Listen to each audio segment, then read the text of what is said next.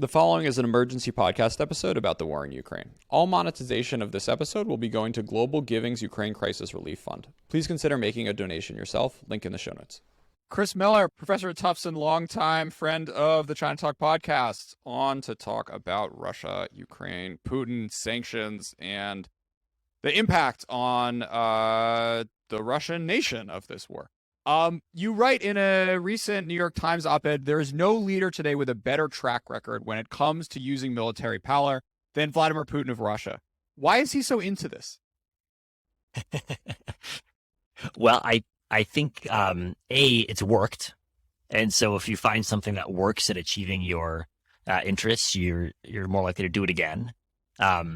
B, if you look at Russia from the perspective of what types of power it has, its military is by far the strongest asset it's got, the strongest card it has to play economically, in terms of soft power, in terms of influence abroad. All of these other cards are very weak, in part because Russia was just dealt a bad hand to begin with, and in part because the Russian government doesn't know how to cultivate them. But Russia's got a strong military. It's made it a lot stronger over the past 15 years. And so in some ways, it's very understandable why Russia keeps turning to its military tools to achieve what it wants. But from the West perspective, obviously, this isn't something we ought to want, and it's something we've really struggled to deal with over the past 20 years. Chris, you've spent a lot of your professional life over the past 15 plus years thinking and processing Putin and how he thinks about the world and economies and power. Has seeing this war kick off over the past few days shocked you? Is it a sort of continuation of longstanding trends? How do you sort of diagnose what ultimately went into his decision? So I found the decision to go to war not surprising. And I guess I was struck by the extent to which all of U.S. intelligence on this was almost 100% right, which is that U.S. intelligence was saying since November that Russia was going to deploy basically the amount of troops that it deployed and forces it deployed and invade Ukraine. That's exactly what happened. And that most of the expert community focused on Russia was also right. There was some debate, but I would say the mainstream view, at least by 4 to 8 weeks ago, is that we were headed towards some sort of military escalation.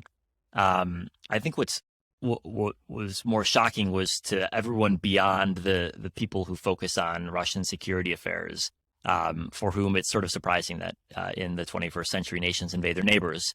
Except, of course, that's exactly how international politics works. Nations occasionally invade their neighbors, and required a bit of updating of assumptions about how politics works. But I think what I was surprised by, and what a lot of people were surprised by, was the way the invasion happened this week, and in particular, the seemingly confused, not very well crafted justifications that the Russian government came up with for what was going on. And Putin's speeches, I thought, seemed particularly not simply aggressive, because he's often seemed aggressive, but also poorly crafted to win any sort of support or understanding or sympathy anywhere outside of the more nationalist wing of Russian public opinion. It wasn't a good pitch to the world stage. I remember in 2014, after Crimea, you had Sergei Lavrov with this enormous shit-eating grin on his face after they came in and took Crimea. And the contrast between that and what you saw the sort of national security meeting of all these people looking like they were staring death in the face, and having that kind of contrast of, on the one hand, this nation looking like it's seeing all the angles and playing 3D chess, to don't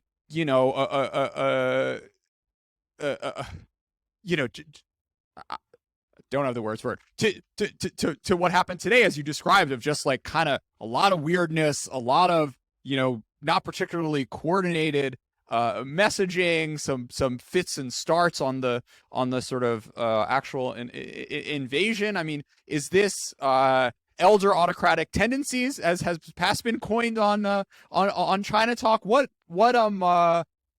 gives here? Yeah, I think the Security Council meeting on Monday is the greatest puzzle in some ways of what we've seen over the past couple of weeks and months. We know that the Security Council, although it was publicly described as a live broadcast. In fact, if you zoom in on the watches of multiple participants in the meeting, it was pre-recorded, which makes it more puzzling because we had every key member of the Russian political elite present, a dozen of them, and every single one of them seemed a little bit uncertain about where things were going, and some of them seemed a lot uncertain. And what I was struck by was that we're used to the sort of technocrats in the government, Prime Minister Mishustin, people around him, of being not the most enthusiastic about Russia's foreign policy, even though they're the ones who provide the resources that fund Russia's foreign policy. But even long-time people who've made their careers in the Russian security services, like Sergei Narishkin, who Putin laughed at twice during his 1 minute long speech, seemed very, very nervous, unclear, unsure about what was about to happen. And it was almost as though the Kremlin wanted to show that the elite was being whipped into shape in advance of this decision. But what's sort of striking to me is that I'm surprised the elite had to be whipped into shape, or that Putin felt like he had to whip the elite into shape, because my operating assumption before this was that, in fact, there was a whole lot of support for Putin's leadership, at least on foreign policy questions. On domestic issues, there's debate. On the economy, it's been a little bit underwhelming. But on foreign policy, Putin has made Russia great again. And the fact that there was evident confusion or maybe even dissent from Putin's foreign policy on the eve of the most important decision Putin will make as president, which is this war, seemed to me really striking and unexpected. You know what it reminded me of, Chris, when we talked probably 2 years ago now about your book, Putinomics, you had a riff in there about how Putin really gets a kick out of like showing up at factories and like sitting down and yelling at the CEOs.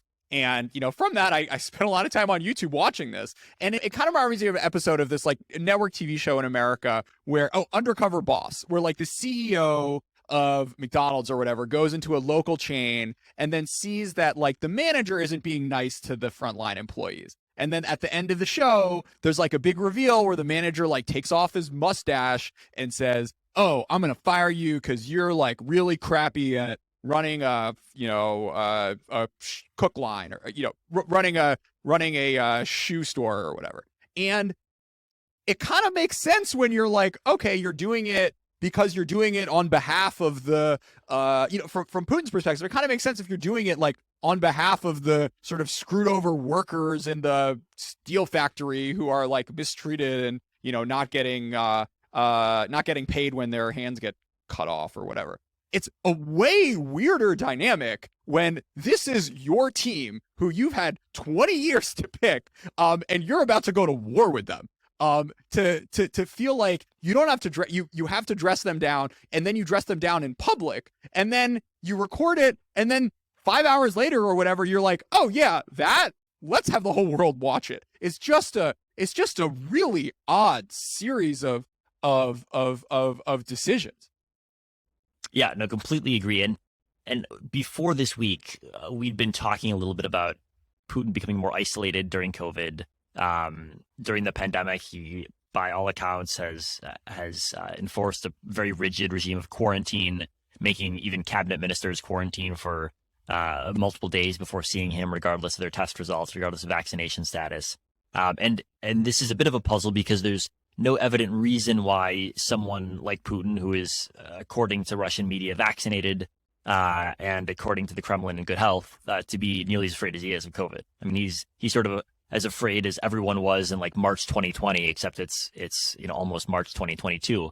And yet this does seem to have really affected him on a sort of personal level. It's cut off his access to information, et cetera, et cetera. And so I think this has impacted him on a personal level in a way that we didn't fully understand until the events of this week. Yeah. You know what else the speech made me think of is like whenever people start talking a lot about how everyone else is on drugs, like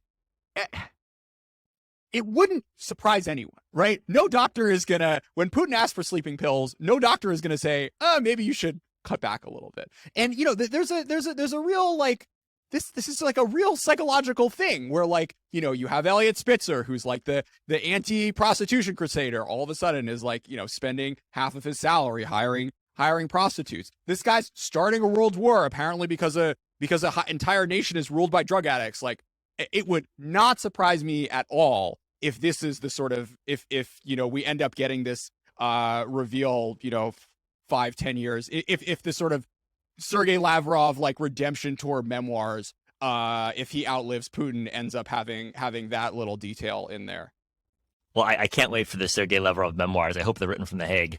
But I think that there's some evidence that Stalin in his final months or years was on some pretty heavy, I think opiates, if I recall correctly, but I'll have to check that. Don't quote me on that one. And then Brezhnev, of course, was somewhat famously addicted to sedatives in his final couple of years as well. So this is the danger when you have rulers for life or for almost life, is that the final years never look too good. Chris, let's talk a little bit about the domestic reaction in Russia.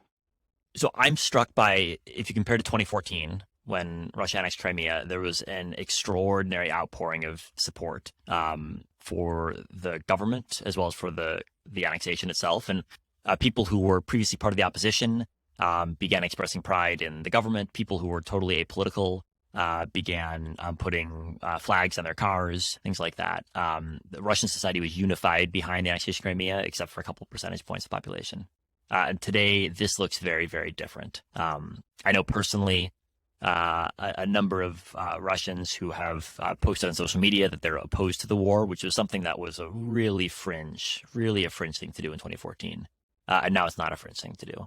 And so we're not going to get any sort of credible polling data on this anytime soon, but it does seem like there's certainly no wave of popular enthusiasm. And I think the popular skepticism just anecdotally seems to be substantially more than we saw in 2014.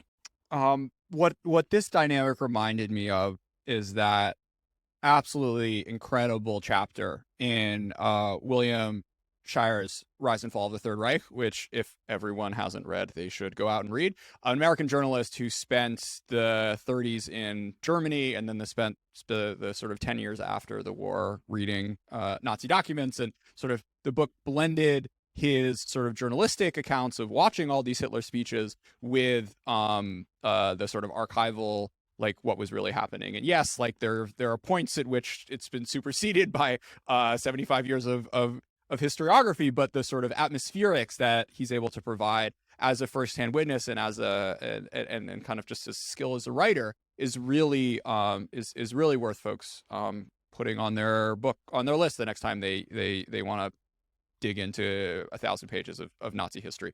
But coming back to your point in particular, Chris, he as Nazi Germany invaded Poland, he contrasted the sort of mood on the street in Berlin with what happened during Anschluss, what happened during taking the Ruhr back, where in those after those actions by Hitler, there was rejoicing. People felt incredible, like we were back in the game again, and sort of Germany was on the march. But people recognized at the time that Poland was different, and that it was sort of, there was no justification, and that it was a sort of a real horrible thing to do to the to do to an independent nation. And the kind of delta between 2014 and today in Russia has some echoes of that, I think.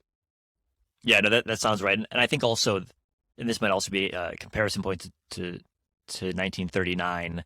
But I don't like the comparison in general, but in this particular instance, is I think annexing Crimea was easy for the Russians. The war in Georgia in 2008 was easy for Russia. The war in eastern Ukraine in 2014 was easy for Russia. This is not looking like it's going to end up as a cost-free endeavor for Russia in terms of lives or in terms of money it's going to cost. And so I think part of the Russian reaction is already realizing this is going to be a long, messy, costly fight. Speaking of costs, you've seen the West become much more willing in, even the past 48 hours to increase both the sort of economic as well as military costs when it comes to sort of sending in more trucks and planes for armaments and whatnot. But as the economic historian, Chris, I'm going to stick to the sanction side for you. What has struck you watching but before we get into the impacts, what has struck you watching the response in European capitals and Washington and actually around the world to sending a message to Putin economically? I think the striking thing from where we stand right now, a couple days into the war, is that things that would have been inconceivable in European politics in particular are now becoming mainstream, and they've become mainstream in 72 hours. Like, and Germany, I think, is the greatest sign of the shift. The Germans just announced this morning they're sending arms to Ukraine. A couple days ago, it was helmets. So that's a pretty big shift in terms of German public opinion. And I think the European sanctions response has been just as dramatic in its shift. There's discussion today of cutting Russia out of the SWIFT interbank payment system, which would have just been unthinkable a couple days ago in Europe. And now it's controversial not to support it for European politicians. And in the U.S., I think we've seen a bit less of a drastic shift, but we've seen a big move over the past couple of days in the U.S. too. And I think that move is not done. I think that train is going to keep chugging along as long as the fighting continues. And we're going to see another couple of rounds of sanctions that are going to further cut Russia off from the rest of the world economy. So what's the how does this impact and what's the sort of timeline where folks really start feeling the pain? Well, I think the two big questions. One is, do we get to full blocking sanctions on the entire banking system? So thus far, the U.S. has imposed sanctions on a number of big Russian banks, but it's only imposed the toughest sanctions on one Russian bank, or one big Russian bank at least, VTB, the second largest bank in Russia. So this is like Iran-style sanctions, but only on one bank. And the U.S. could get to Iran-style sanctions on the entire Russian banking system, which would be a real mess for Russia because it would be very, very difficult to make international payments and to conduct trade. So that's one question. Second question is, do we get to energy sanctions? Right now, Russia makes around half, depending on the year, of its foreign exchange earnings by selling predominantly oil, but also gas abroad. And the Biden administration and some European allies as well are very sensitive to energy prices. And so the calculus the Biden administration is making right now, they won't tell you this, but this is what they're making, is their willingness to tolerate higher gas prices for the midterms versus their desire to punish Russia. And we've already seen it move because gas prices are higher than they would have been had there been no confrontation with Russia. And I think we're going to see that move further in terms of willingness to tolerate higher gas prices, because looking weak and looking inept is not going to be a popular thing to look before the midterms. Can we talk about the Republicans for a second? What the fuck? That sounds great. Well, I think actually that the past 4 days, the sort of Trump isolationist wing has either gone very quiet or rapidly changed views in most cases. You look at Josh Hawley of Missouri. 1 week ago, he was advocating cutting a deal with Russia. Now he's criticizing the Biden team for being too weak. You can question that his right to criticize, but I think that shift is pretty notable. And I think that's actually the interesting thing, is that it's fine to be an isolationist until America looks weak, and then all the isolationists want to be strong. Yeah. There's a couple of exceptions, but I think the exceptions are exceptions, and the rule has been a big shift since the invasion started. Yeah, it'll be. I haven't seen a ton of polling, but it'll be really interesting to the extent to which that actually is reflected in the electorate, because, with Trump, you had a dose of high-profile, consistent isolationism as a sort of legitimized thing, right? And that hasn't been something that you've seen in the U.S. for a really long time. Outside of Rand Paul never had 1/100th of the platform that Trump did in the years that he that he was in power. So the extent to which that sort of continues to resonate is going to be really interesting. I remember there were a few polls before the war started where you had this very big generational gap with younger Americans being much more kind of comfortable saying, "Oh, we just want to we want to stay out of this. This isn't our business." But sort of like, I wonder the extent to which actually watching like a freedom-loving people lose their lose that will change folks, because the sort of the dynamics of this versus opposing the war in Iraq or wanting to get out of Afghanistan are very different, right? In terms of say you're say you're I don't know how to carry it. The dynamics of this are the dynamics of Putin invading a country are very different than sort of wanting to stay out of Iraq or Afghanistan per se. Yeah, I mean, AOC talking about the military-industrial complex doesn't look very impressive this morning. Yeah. And I think on the Trump coalition and foreign policy, Trump obviously was a sort of not consistent in what he said, but the Trump coalition, it doesn't seem, calling that isolationist, I think mischaracterizes what was going on. And if you look at the people who were in the Trump administration, were not isolationists. The Pompeos, all of Trump's national security advisors, different characters, all of them, but none of them were isolationists. So I worry that isolationist is not the right characterization for the mood we've been seeing. I think I think that doesn't really get at the policies that either the Trump team or a lot of the Republicans actually are supporting. Yeah, but then, I mean, you get very quickly into the sort of like elite real America divide there, right? Because I think there is a real delta emerging in America between, anyone. I mean, this sort of the bar was lowered for Trump appointees, right? But like anyone who could work,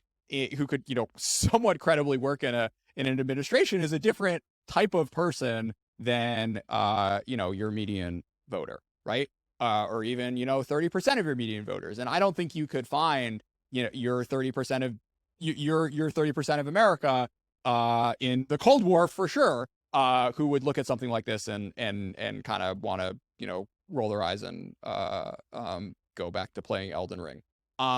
So that's it's something that I'm going to be watching really closely how American public opinion responds to this. We were on sanctions. We got off sanctions. Back to sanctions. How, if at all, does this change calculus in the Kremlin? I don't think it changes calculus at all in the short term. If we get to Iran-style sanctions very soon, then it might start to change calculations. I don't think we're going to get to Iran-style sanctions soon enough, though, to really impact the conventional military fight in Ukraine. Though I think at this point we ought to, but my prediction is that we won't. But I think over the next 6 months, especially if we do, as I expect, do a couple more rounds of sanctions and intensify them further, the price is going to begin to become pretty clear. And if you combine the story of a higher price with a lack of domestic enthusiasm, I think we can definitely say, and maybe even lack of domestic support, I think we'll have to wait and see how the Russian populace responds. But that combination, high cost, low enthusiasm, is not a popular one. Yeah. Not a good one for Putin. So I don't think we should expect any sort of policy changes in the short term. But I do think he has increased the likelihood that he is no longer Russian president in 2025 for reasons other than his own death. I used to think his probability of being in power was only limited by life expectancy, but now I wonder whether he's opened the door to some more domestic pressure than he's used to. So my kind of mental model of Xi is that fundamentally he cares, like he deeply cares about things besides taking Taiwan and besides sort of like, expanding national greatness as defined through territorial conquest. And, when, he's out there trying to reform the party and like really wants it, there's a part of him which is very passionate about common prosperity and wants to bring toilets to rural China and, wants to make sure that the party is run in a clean and, marginally less corrupt manner than when it was when he came into office. And has some sense that like the well-being of the Chinese people is something that he is responsible for. And, when I think about, which is why like which is why I'm like still a little like less hopeful than I was before, but still like relatively hopeful that we're not gonna see this this sort of development happen in Taiwan anytime soon. When you look at Putin, like as you said, Chris, he doesn't have many other places to hang his hat on when he's thinking about what the meaning of his existence and the meaning of Russia as the Russian Federation as like a entity. And once you start to define yourself only in terms of what you can achieve from a czarist colonial mindset, then these sorts of things start to matter less, right?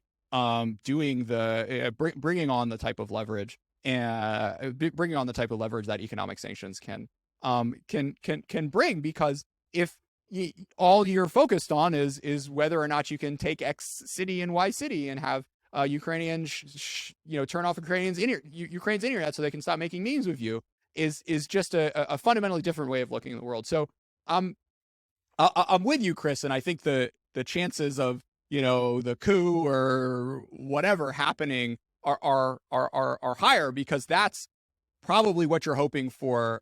I think that's probably more the more likely scenario of that being the way in which sort of sanctions develop and have an impact than Putin seeing, oh wow, this is actually really scary. Or maybe I'm barking up the wrong tree. Maybe if he really sees a threat to his to his popular standing and social stability, he'll consider pulling back.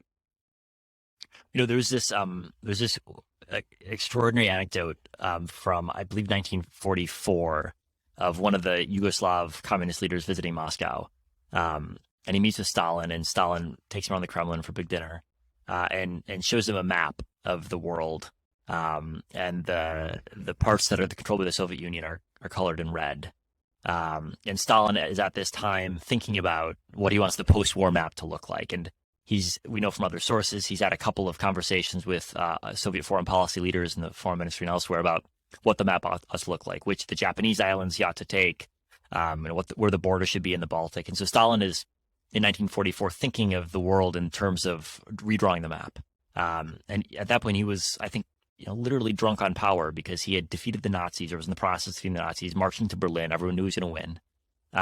And it became impossible to draw boundaries that were in a position that would leave him better, satiated, but not threatening his neighbors. And instead, he wanted to draw the boundaries all the way through the center of Europe. And I think that's kind of where Putin is right now. He's gotten a lot of what he wanted the past couple of years. He's faced resistance, but not very successful resistance. He was able to add Crimea back to the Russian Empire. He's able to basically put Belarus under his control. He sent troops to Kazakhstan in early January with no difficulty whatsoever. And so I do think this, we shouldn't be surprised, although I was surprised and everyone was surprised. We shouldn't have been surprised when Putin made his big speech on Monday, citing ancient treaties from Imperial Russian history. I had to make sure I was remembering correctly which dates applied to which treaties and which Tsar had signed which ones. They were so far back in time. I think that is kind of the mindset is, well, we're going to redraw the map. Let's have it a big redrawing and make sure we have enough territory. So I do think that's kind of the mindset right now, which is a dangerous mindset, as you say, to be in, because it does expose you to biting off more than you can chew. Yeah. It also kind of, if you've been doing one job for 20 years and you've tried 10 projects, and you're, I'm going to make a new Silicon Valley project, fails. If you're, I'm going to modernize governance of our energy companies, that fails. If I'm going to reform our sort of fiscal balance and fix the weird pension stuff we have going on, if that fails too. The only button when you press and it works is invading stuff, then it makes sense that this is sort of how he's conditioned his mind to think. Chris, Camille, who I had you chatting with a few months ago, has now become a Twitter superstar. One of his threads was about the sort of balance between the Kremlin, state security, and the military, and the sort of trilemma that exists as you start wars, because then you kind of create generals, which if they do a good job, well, if they lose, then that's terrible. But if they do a good job, then all of a sudden you sort of have a new sort of popular person and center of power. I'm curious how that model relates to what we've currently seeing and what we may see play out over the coming months. Yeah, it's interesting. I read Camille's post on that, and I think I would have a different view, which is that over the past 150 years, and probably longer than that, the Russian military has very rarely been a major political actor, except during civil wars, when militaries are just by definition political actors. But during the Soviet period, you had people like Zhukov, but actually, the story was that he didn't end up becoming a political actor in any sort of serious sense, and it was easy to sideline him. From 1989 to 1991, when the Soviet Union was teetering on the precipice of collapse, the military didn't play any sort of meaningful role whatsoever. There was a coup, but it was led by the KGB. The military was divided and confused and didn't play a role. And in 1993, when Yeltsin shelled parliament, the military sort of followed his orders, but unenthusiastically, and no one noticed that the military was driving that in any sense. So I sort of end up thinking that actually the military is a lot less powerful than one might think for a state with a vast military, the vast military industrial complex, relative to the security services, which have punched above their weight since, I think the late Tsarist Empire. And that to me is the really interesting question: is how have the security services been institutionalized such that they've been able to survive repeated shocks, the purges, the war, the collapse of the Soviet Union, and still stay as powerful as they are in Soviet politics. Even when you have the party running thing in Russian politics, even when you have a party running thing in Soviet politics, it was still, in a lot of cases, the security services that were actually calling a lot of the key shots. And so that, I think, is the puzzle that I come away with, less than the military. So, Chris, you're writing a book about chips, and we've seen an interesting dynamic of TSMC saying that they're gonna stop selling stuff to Russia, which is like a somewhat tricky thing to pull off. On the one hand, they've made the argument, and Intel's made the argument as well, that like, look, we don't really know where our end users, where these chips go. These are commodities, and like when you have the stories of like, oh, an Intel processor being used in Xinjiang to like process faces of Uyghurs or whatever, that's their sort of response. So I'm curious just sort of how you see this this developing, because like if chips actually don't get to China, like that, if chips actually don't get to Russia, that's like a that's a really dramatic thing, and like people are like harvesting old motherboards and stuff. I don't even know what happens in that space, but it seems hard for me to imagine that it seems hard for me to imagine like this really having a dramatic effect. I think a couple of thoughts. One is that I think this will be enforced most strictly as it relates to goods that are most directly linked to the military-industrial complex. And we already have examples of 2014 when the U.S. tightened export control rules of severe delays to the Russian space program caused by problems with microelectronics. So I think this will have an impact in spheres that are adjacent to the military. A lot of the export controls focus as well on aviation. And aviation obviously is, among the most complicated manufacturing, with 1 million different components per plane. And so you don't need to successfully restrict that many components to cause a big problem for aviation manufacturing. So there too, I think that'll have an impact. But broadly, I think you're probably right that it is tricky to enforce when you do have these complicated supply chains, and it's hard to track where everything goes. So it's 60% of Russian ICT imports are Chinese. That, as a percentage of Chinese exports, is small. But very quickly, the U.S. is going to start looking at which Chinese firms are still continuing to export into Russia. And in the sort of the sort of political economy decision making of both the firms as well as Beijing are going to be really, really interesting to follow on this, because she's probably pretty pissed that that Russia went in and invaded Ukraine and put him and China in such an awkward spot internationally. But do they really want to entirely throw Russia under the bus? And is sort of being sneaky about those sorts of exports to Russia worth risking a dramatic escalation of what Biden has done so far when it comes to for export control restrictions and sanctions on the Chinese technology industrial complex? Because there have been over the past year and change, there have been a handful of sanctions on firms. You know, SMIC is now on the entity list, but it hasn't had the same dramatic treatment that you've seen in the Trump administration and in Huawei. If Beijing is trying to sort of thread the needle and not give the folks in Washington who want to escalate on China more ammunition, they're going to have to be really careful when it comes to being, you know, really sneaky about getting stuff across the border, or just stopping, delaying orders, sending, restricting the type of exports that are going to be going into Russia, such that they aren't those types of, you know, fancy specialized aviation chips that Russia is probably really focused on getting at the moment. That's a story I'm really focused on and going to be watching closely in the months ahead. Yeah, and I guess one question to ask there is, of these companies in China that are selling to Russia, how important is Russia a customer to them? Because I bet in many cases the answer is not all that important. In which case, yes, I think you're absolutely right, and I think there is a really interesting research project to be done, which I'm sure is happening inside governments around the world, but also as open source researchers, kind of going down the list of Chinese firms and reading some Chinese 10Ks and figuring out exactly where the exactly which firms, because I'm sure you know, if you look at the sort of macro OECD data, it's not a huge percentage of exports, but there are certainly going to be companies for whom this is a large and important market. And you know, when it's that company in your region, and you know, maybe you're getting sort of mixed signals from Beijing, you might make a different call than a larger firm like a SMIC, which has which has much more to lose by sort of going all in with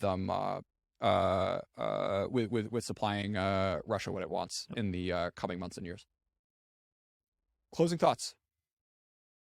Well, I'm looking forward to listening to your other episodes on what China is thinking about the current crisis. I have no intelligent thoughts right now. I was surprised by the confidence with which you seem to think that Xi and the Chinese leadership were unhappy about the war. I'm less certain. I mean,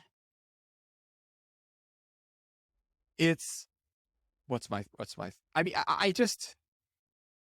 I don't think.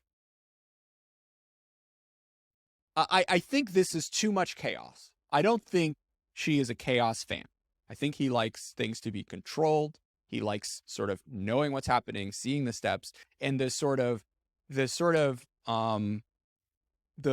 wide range of outcomes which has now been opened up by this war happening is really concerning for him. And I think, you know, from a longer term perspective, like the EU and the rest of the world really is now put on notice that autocrats are bad news. And I think a lot of what you're seeing in coalescing around in European politics around the sort of really harsh actions, which basically everyone is on board with now, is going to bleed over into them rethinking their relationship and dependencies on China.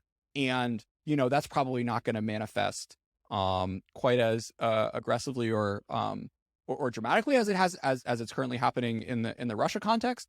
But you know, thinking about stuff like the TTC and the Quad and alignment on stuff like export controls, watching a war happen by one country invading another, I think is concentrating minds at the possibility that the same thing could happen in East Asia. And that fact alone is probably going to really reshape the sort of global landscape which China was confronting, which already was trending in this direction of sort of focus and cognizance on the threat. And, you know, coming back to our conversation earlier about the dynamic in America, right? You know, you saw like a pretty strong consensus about doing something on China, but it was like it was widespread. But I think the sort of output that you've seen in terms of you know, military form, legislation, military spending has been, you know, could be a lot bigger. And this is the sort of thing which I think is going to absolutely rebound into America focusing more on these sorts of competitiveness things, which people have been speaking about in the abstract. And you've seen USICA, you've seen the Competes Act, but there's way more that is potentially on the table, both from a sort of domestic economic competitiveness angle, as well as a sort of military angle. And this is the sort of thing which is really gonna wake folks up and turn sort of all she's fears, right, about the U.S. sort of focusing on this issue to the lost the thread in the last sentence. This is the sort of like that sort of response. I think she had already baked into his mind that the U.S. was going to get there at some point, but that point is coming a lot sooner. Well, but two things. First, I don't think it was necessarily inevitable, but now I think it is, and I think that point is coming a lot sooner, and the sort of response is going to end up being pretty dramatically amplified by seeing what's happening in Europe. So maybe that's wishful thinking on my end, that this isn't just sort of a flash in the pan moment, and people are watching things that are often awful and happening in CNN. And if this war ends in 4 days and things are quiet, we may be having a very different conversation about what the West response is going to be. But I think this is the Ukrainian resistance, which I think we shouldn't overlook at all, is a real I think is going to be a really decisive thing. And how the West and the world responds to it, because the conversations, if this was a fait accompli, are very different from a sort of policymaking perspective, and the tools on the table, if you're in Brussels or in Washington, are very different. If you can't, send arms and sort of drain drain Russia by forcing them to fight, and as well the kind of moral